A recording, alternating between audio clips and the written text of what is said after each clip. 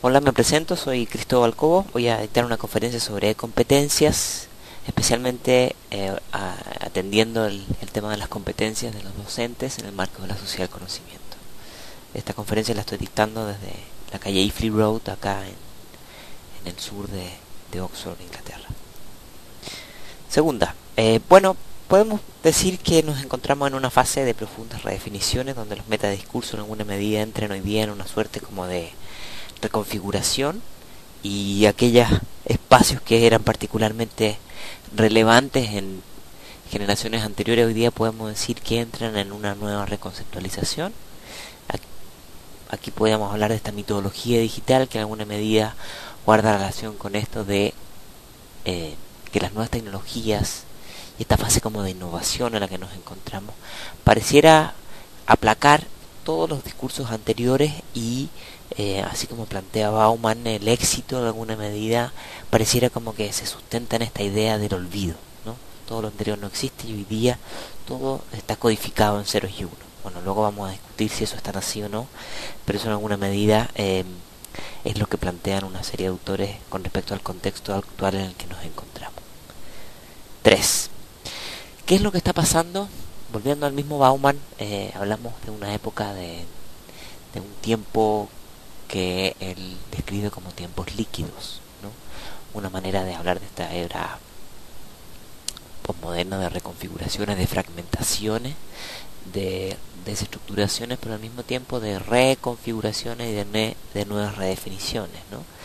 En este mismo marco podemos hablar que el conocimiento juega un motor sustantivo, un papel sustantivo en este nuevo concierto. Los países más desarrollados, una de sus principales capitales es la capacidad de generar nuevo conocimiento, la capacidad de distribuir nuevo conocimiento, de generar valor agregado, ya sea a través de investigación, de innovación, de formación de capital intelectual de alto valor, etcétera, ¿no? Una época de intangibles donde los servicios cada vez juegan un papel más estratégico. A fin de cuentas, los productos en alguna medida se tercerizan a mercados donde hay mano de obra más barata, y el valor agregado sustantivo está entonces en este intangible que puede ser o un servicio o una información en particular, o la capacidad de articular e integrar ciertas informaciones, ¿no? Y por otra parte hablamos de una sociedad cuya arquitectura está homologando en alguna medida los patrones reticulares, donde la distribución pareciera ser más horizontal, más acéfala, donde hay espacios de flujo de comunicación horizontal que en alguna medida posibilitan la configuración de nuevas comunidades, de nuevas redes, y de una serie de nuevos esquemas de trabajo más distribuidos, más caóticos también, y que podemos decir que están apoyadas o enriquecidas por el uso de las tecnologías de información y comunicación.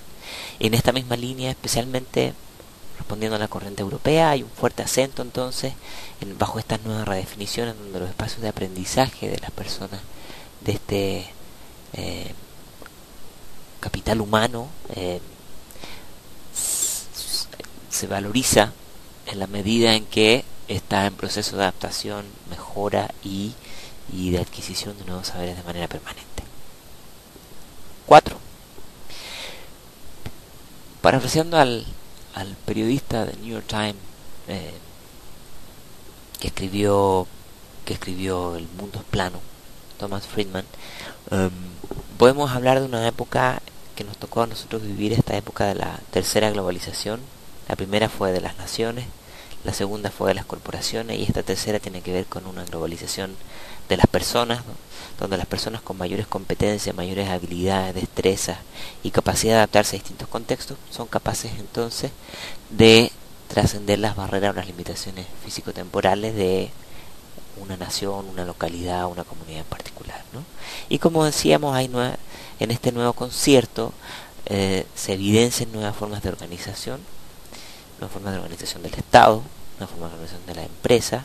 La misma sociedad civil hoy día se apoya bajo estructuras, por ejemplo, bajo canales digitales, para reconfigurar sus espacios de participación, etcétera, ¿no?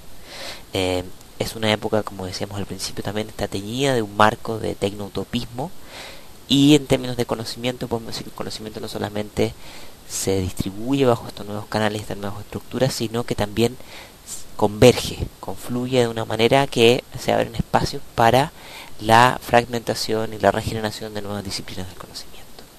Eh, Bajo este marco, la idea de la innovación parece como una pauta básica, como un soporte contextual para definir la era en que nos tocó vivir, y entonces podemos decir que la innovación constante y la innovación sustentable tienen mucho que ver con la manera en que hoy la sociedad y las organizaciones están configurándose. ¿Sí? Pasamos a la quinta. Bueno, eso es solamente una fotografía satelital de conectividad que parafrasea esta idea de Freeman, como decíamos, del mundo plano, pero que también nos da cuenta de cuáles son las tipologías de organización de los flujos de información en el contexto global, ¿no? Hablamos de una globalización, pero una globalización bastante asimétrica, donde todos eventualmente podemos estar en red, pero no es tan así a la hora de la verdad, ¿no? Sabemos que de los 6.000 millones de seres humanos, 6.400 millones más o menos que somos, apenas 1.400 tienen acceso a Internet, es decir, poquito más que el 20%, lo que es muy poco, ¿no?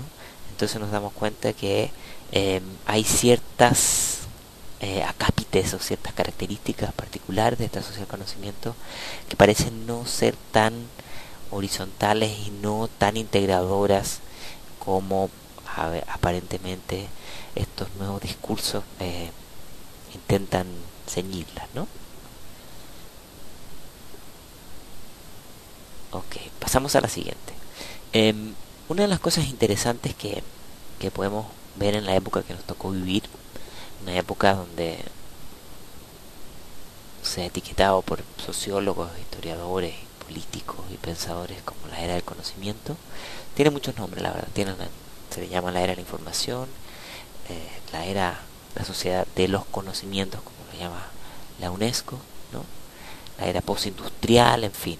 Pero si hay algo que tiene de característico, así como planteaba Daniel Bell, es que este salto de la era industrial a la era del conocimiento tiene que ver, como decíamos en algún momento, con la revalorización de los servicios y del conocimiento como un capital básico para activar o revitalizar las economías, ¿no?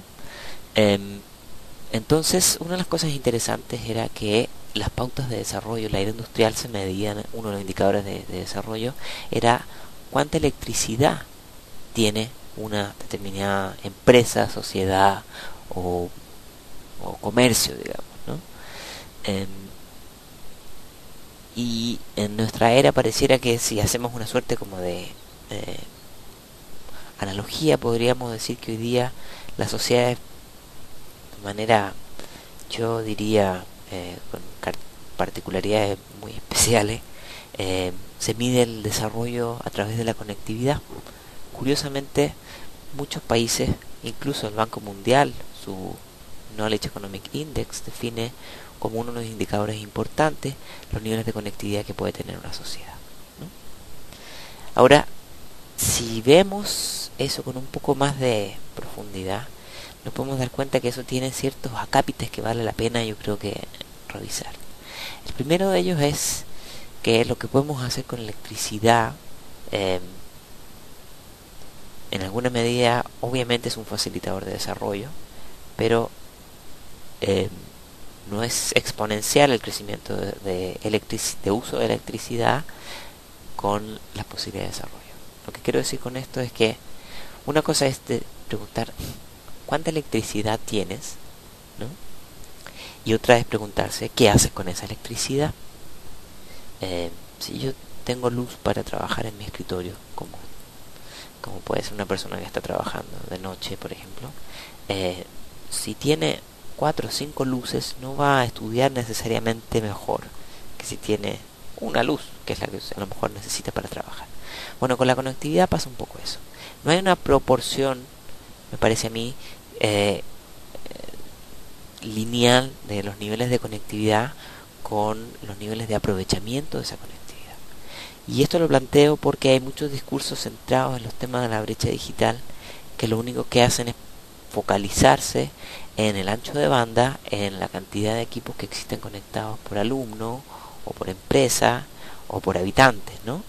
Sin que a veces se preste la atención que parece necesaria a aspectos como ¿qué se hace con esa conectividad? ¿No? ¿A qué te conectas cuando estás en internet? Y eso me parece que es una pregunta sustantiva, porque guarda relación en alguna medida con esto de atender ya no solamente el tema del acceso, que estuvo muy presente en, yo diría, la segunda mitad de los 90 y en esta década que ya termina, el tema del acceso, conexión, y muchas políticas públicas centradas en el tema del equipamiento tecnológico. Pero, no quiero decir pocas, pero no las suficientes o no las que quisiéramos o las que necesitásemos con respecto al otro tema que me parece que es igual o más importante. Yo, en lo personal, me parece que es más importante, y es ¿qué se hace con esa conectividad? ¿No? Si hay 3 niños frente a una computadora, 7 niños frente a una computadora, o un niño frente a la computadora, uno de los elementos distintivos va a ser qué se hace con esa computadora, más que la cantidad de personas que pueden tener acceso a esto. ¿Por qué planteo esto? Porque lo hemos visto en los países desarrollados. La tendencia es que a la larga los niveles de acceso tienden a ponderarse y cada vez más las economías van accediendo a nuevas tecnologías y los costos de los dispositivos también van bajando, ¿no? Por lo tanto, ese es un tema que a la larga hay posibilidades de entenderlo. Pero la otra parte que tiene que ver con qué tipos de apropiamiento se hacen de las tecnologías, entonces cuando empiezan las deficiencias. Bueno, vamos a pasar a la siguiente, por favor. La número 7. Este estudio de Levy me parece que es sumamente interesante porque es una fotografía que en una sola imagen nos describe cómo se ha ido configurando esta sociedad del conocimiento, especialmente con respecto a los temas del capital humano, ¿no? Si ustedes se fijan, la línea azul más gruesa que va desde el centro en la década de los 60 y casi llega hasta la base en el 2000, tiene que ver con aquellas actividades profesionales que eran más de carácter rutinario, técnico-profesionales, llamémoslas así, ¿no? Más repetitivas, donde hay menos valor agregado y se requiere un capital intelectual, digamos, menos preparado. Capital intelectual, pero me refiero a capital humano también. Y por otra parte, la línea azul continua, pero más delgada, que va desde la ponderación media, digamos, de la década de los 60 hasta el alza de los 2000, tiene más que ver con aquellos trabajos no rutinarios, interactivos, que deben en alguna medida ser más capaces de adaptarse a los cambios del contexto. Si podemos ver esto en este periodo de 4 décadas, es bien interesante porque nos da una idea de cómo la era actual, las demandas del mercado, del mundo del trabajo, cada vez más aspiran a este perfil de profesional, que tiene que ver con sujetos capaces de generar valor agregado, capaces de adaptarse a entornos más, digamos, impredecibles, ¿no? Y eso en alguna medida, o en muy buena medida, nos da cuenta de cuáles son las demandas que enfrenta la educación hoy día, ¿no? Una educación que debe atender especialmente los temas de la creatividad, de la invención, de la imaginación y la habilidad para adaptarse de manera constante. Pasamos a la 8, por favor. Ahora, esto, en la metáfora del molino, nos da cuenta de que ya lo que es importante no es solamente el tema de la información, en este caso el molino del viento, que llega al eje que genera el movimiento, sino que nos parece más interesante complementar eso con todos los procesos que vienen posterior a la entrada del viento, que es todos los espacios de aprendizaje y, más allá de eso, los espacios de generación de conocimiento. ¿Por qué digo esto? No es que la información o los contenidos ya no sean importantes, pero hoy día la abundancia de dispositivos que permiten acceder a esos contenidos hacen que sea una buena oportunidad de desarrollar habilidades complementarias. Y eso es allá donde vamos a avanzar ahora en la próxima diapositiva. Vamos a la diapositiva 9, por favor. En este discurso de contenidos versus aprendizajes o conocimientos o destreza, hay todo un debate académico y se genera mucha literatura al respecto. Más que decir o condenar cuál es el bueno y cuál es lo malo, yo quisiera que analizásemos un poco las características de cada uno. Bajo esta pregunta de cómo sobrevivir en la era del conocimiento, se cae un poco en el riesgo de atender esta respuesta y ponerla bajo el paraguas de las tecnologías, ¿no? Es decir, que las tecnologías son la única manera de resolver los problemas que tenemos, ¿no? Sin embargo, esta pregunta tiene ciertas aristas que me parece interesante analizar. Si revisamos los procesos de evolución de las tecnologías en el gráfico a la derecha, vamos a ver que bajo la ley de Moore y bajo la ley del mercado, digamos, la evolución de la tecnología es exponencial o por lo menos de manera constante. Sin embargo, los procesos educativos, las metodologías educativas no parecen ser tan constantes, no necesariamente constantes y no necesariamente tan exponenciales. Muchas veces ocurre lo contrario. Ahora, ¿es necesario que la educación evolucione al mismo ritmo que las tecnologías? Yo creo que no, pero sí es necesario que la educación se enriquezca en la medida de lo posible de todas aquellas ventajas que nos brinda la tecnología, que es bien distinto, es parecido pero es distinto. Bajo esa lógica, podemos decir entonces que lo importante está en ver cómo sacar provecho de eso, cómo sacar provecho de estos nuevos flujos gigantescos de información que se produce. Y me parece interesante en esa lógica plantear que la información vale o tiene riqueza en la medida que se analiza, se evalúa, se relaciona, se conecta, se contextualiza, se estructura, se entiende, se comparte, ¿no? Yo pondría ahí un énfasis en la idea de conectar, relacionar, contextualizar, ¿no? Porque es ahí entonces cuando estamos generando realmente espacios de conocimiento. Vamos a pasar a la siguiente. Bajo entonces esta idea de esta capacidad de conectar información, entonces vamos a entrar a una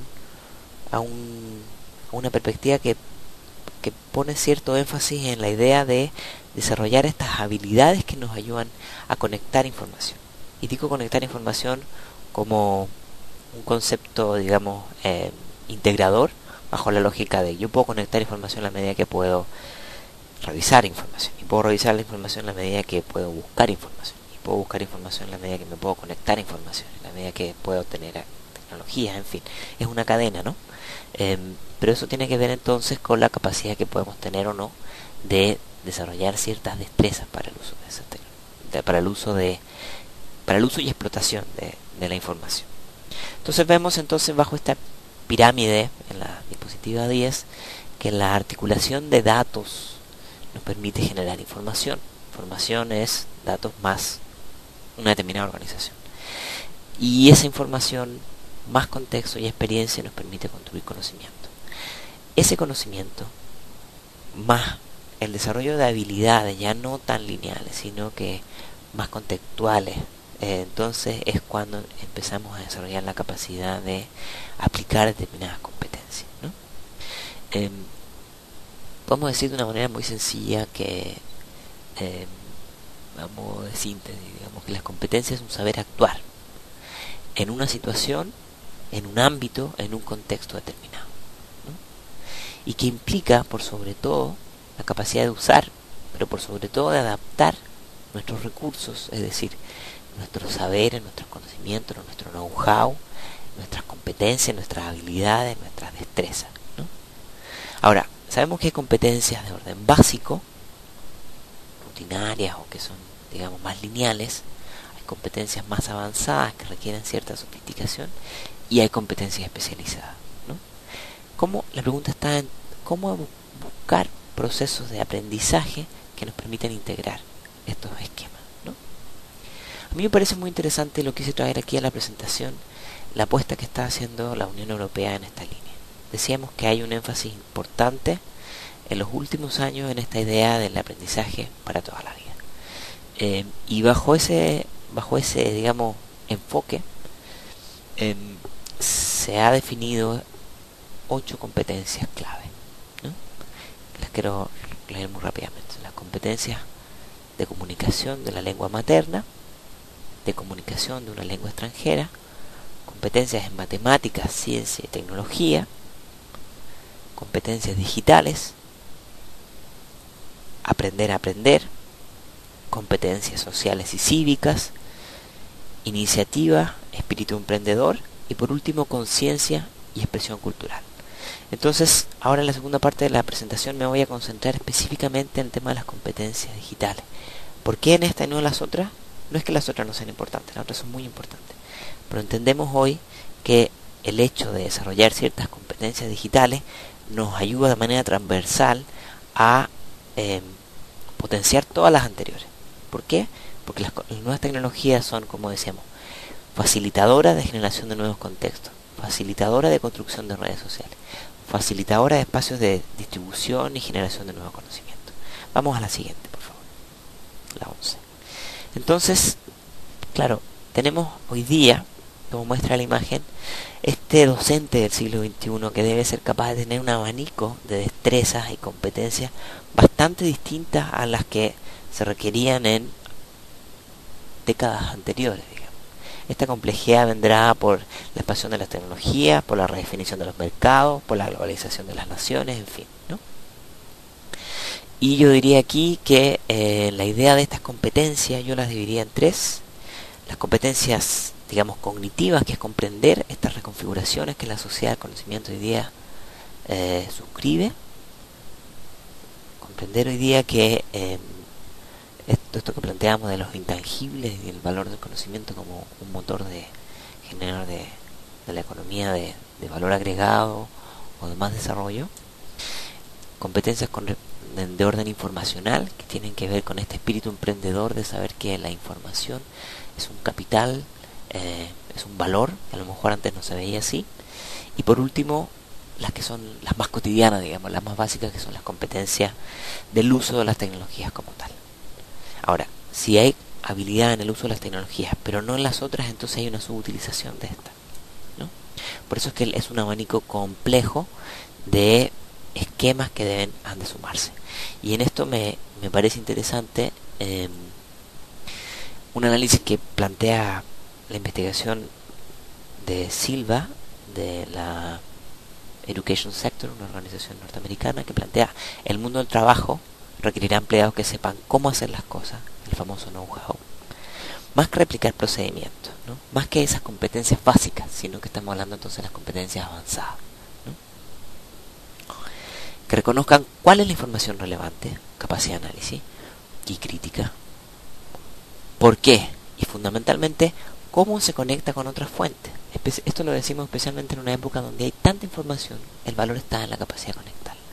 El énfasis está en qué hacer con el conocimiento más allá de qué unidades de conocimiento tiene cada uno. Especialmente por esta idea de que hoy nos toca trabajar en espacios de construcción distribuido, en redes, colaboración, etc. Pasamos a la siguiente, por favor. Si revisamos la diapositiva 11, la diapositiva 11 no es un recetario, sino que es una suerte como de foto de este mosaico de algunas de las características importantes que ha de tener este trabajador del conocimiento, ¿no? Este profesor del conocimiento, este profesor del siglo XXI, cuál es un poco el perfil de estas características de las competencias, ¿no? Un profesor competente no está adscrito a una edad determinada, más allá de los estereotipos de que las competencias digitales son para los jóvenes, no tiene nada que ver con eso. Las investigaciones que estamos haciendo acá demuestran que eso es solamente una suerte como de lugar común.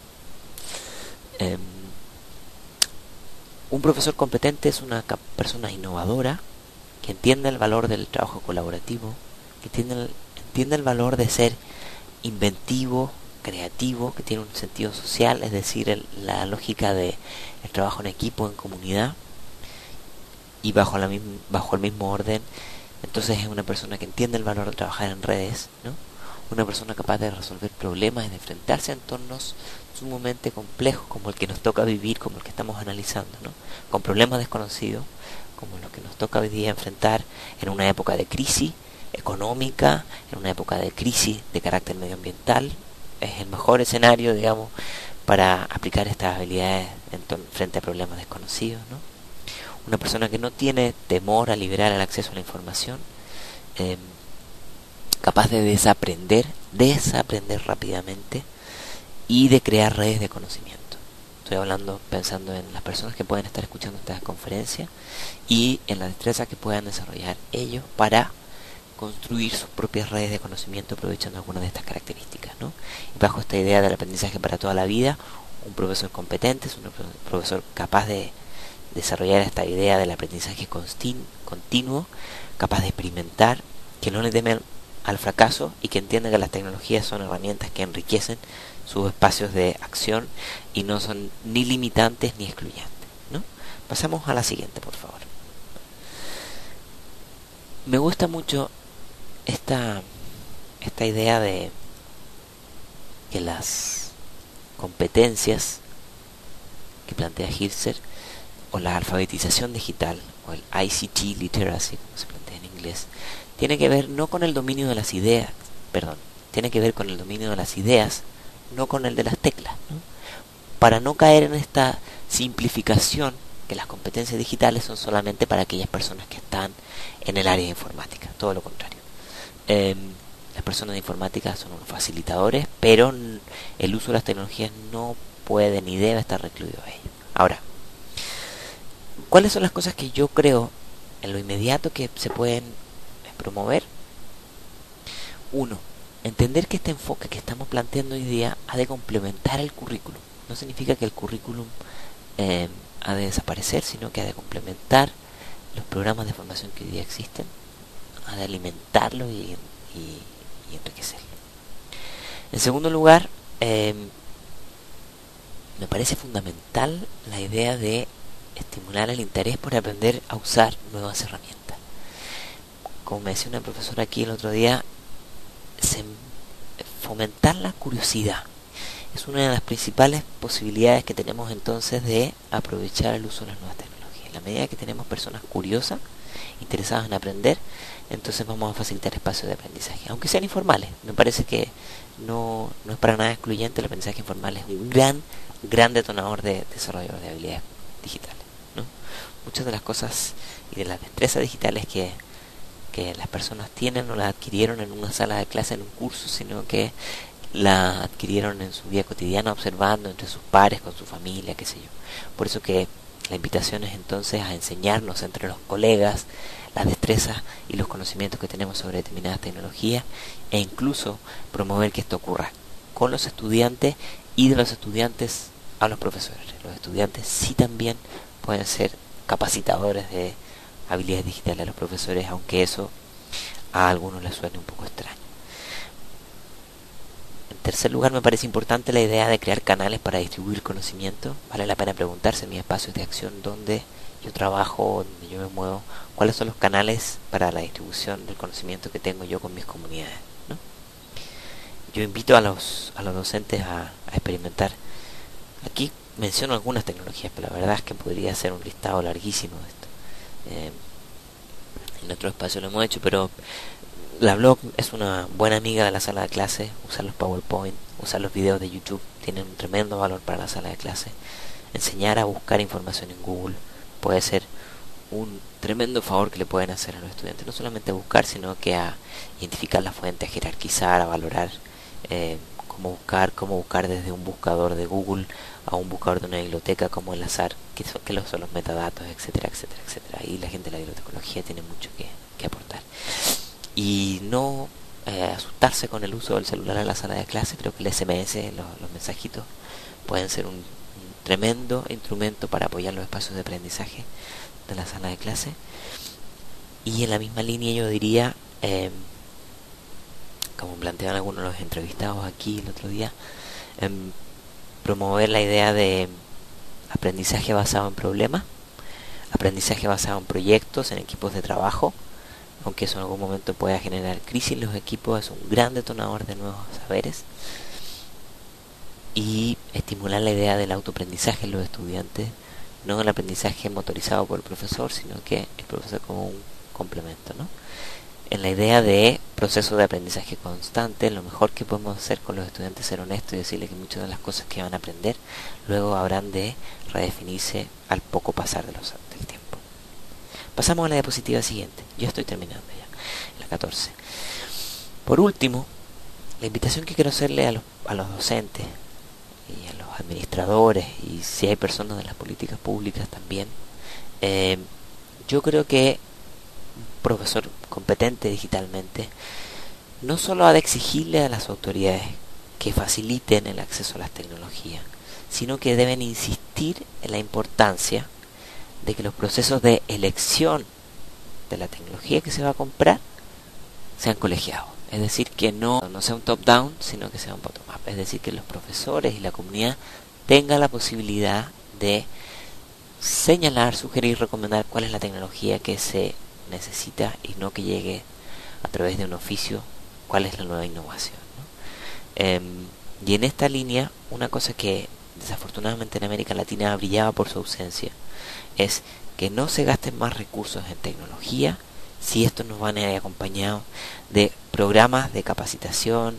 y de apropiación muy contundentes. Y programas de capacitación contundentes no significa entregar un CD o entregar un manual, sino significa generar programas de estímulo y programas de redes de aprendizaje entre pares o entre profesores, etcétera, que acompañen y complementen la incorporación de las tecnologías. Yo creo que eso va a permitirnos que la incorporación de la tecnología en la sala de clase no sea una cosa tan instrumental, sino que esté enriquecida por todas las competencias que nosotros como docentes podemos tener por todos los años que llevamos en el aula, ¿no? Bueno, diapositiva siguiente, quedan ahí algunos canales de contacto. Les quiero agradecer la invitación a esta conferencia y seguimos en comunicación a través de la red. Muchas gracias.